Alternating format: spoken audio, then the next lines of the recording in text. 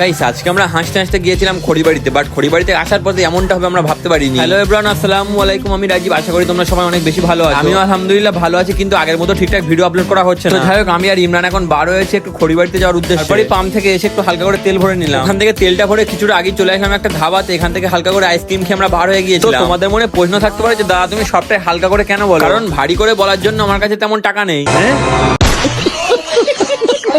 এই সবুজ প্রকৃতির মাঝখান দিয়ে যাবার যে ব্যাপারটা, এটা আলাদা লেভেলের। সন্ধ্যা নামার কাছাকাছি যে হাওয়াটা ছাড়ে, ওটা এসির কাছে হেরে যাবে। দুই বন্ধু গল্প করতে করতে চলে আসলাম বোয়ালকাটা ব্রিজের এখানে। তোমাদেরকে বললাম না আগের মতো ভিডিও আপলোড করা হয়, তার কারণ কি জানো? বেশ কিছুদিন আগে আমি ভিডিওতে তোমাদের একটু একটু ভালোবাসা পাচ্ছিলাম। একটা ভিডিও এডিট করতে প্রায় 1 থেকে 1.5 ঘন্টা সময় লাগে। তোমরাই বলে এত কষ্ট করে ভিডিও এডিট করে যদি ভিডিওতে ভিউজ না আসে তাহলে কি আর ভিডিও করতে ভালো লাগে? তারপর আমরা চলে এসেছিলাম খড়িবাড়িতে। অনেকেই জানো খড়িবাড়িতে একটা পার্ক আছে। এই পার্কে কে কে গিয়েছে অবশ্যই কমেন্ট করে জানিও। তো তারপর আমরা চলে এসেছিলাম একটা চায়ের দোকানে হালকা করে চা খাওয়ার জন্য। ওইখান থেকে চা খেয়ে চলে গিয়েছিলাম চাচার কাছে ঘুগনি খেতে। আর আজকে কিন্তু খড়িবাড়িতে অতটাও ভিড় ছিল না অন্যদিন যেমন থাকে, কারণ তোমরা সকলেই জানো এখন প্রায় জায়গাতে ঝগড়া ঝামেলা হচ্ছে। ওইখানে কিছুক্ষণ টাইম কাটিয়ে আমরা বার হয়ে গেছিলাম বাড়ি ফেরার উদ্দেশ্যে। আর কিছুটা দূর আসতেই হঠাৎ করে অনেক বেশি জোরে ঝড় উঠলো। তার কিছুক্ষণ পরই পানি শুরু হয়ে গেল। তো পানিটা হালকা স্লো হতেই আমরা বার হয়ে গেছিলাম ভিজতে ভিজতে বাড়ি ফেরার উদ্দেশ্যে।